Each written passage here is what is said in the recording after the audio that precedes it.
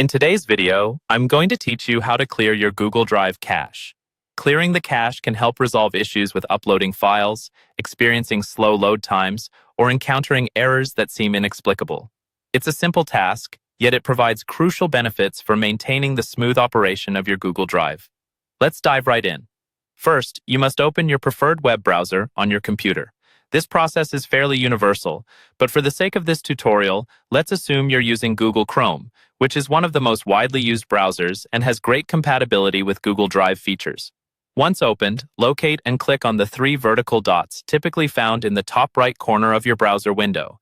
This will open a drop-down menu. In this menu, hover over More Tools to reveal an additional submenu, and from there, select Clear Browsing Data.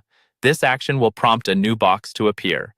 You'll notice that there are different options for what data to clear. Make sure to select Cached Images and Files. This option specifically targets files stored to improve load times. It's key to note here that clearing your cache does not delete your documents or data saved in Google Drive. It merely clears the stored files that help your apps run a bit quicker. Before you proceed with clearing your cache, you'll want to ensure that time range is set to clear data from the desired period. The best approach here would be to select All Time if you're looking to address long-standing issues with Google Drive.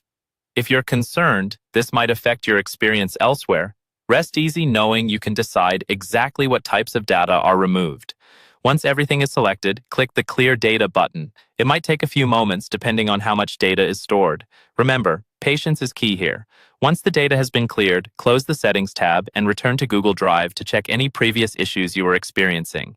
Hopefully, you'll notice improvements in loading times or the resolution of other annoying hiccups you were encountering.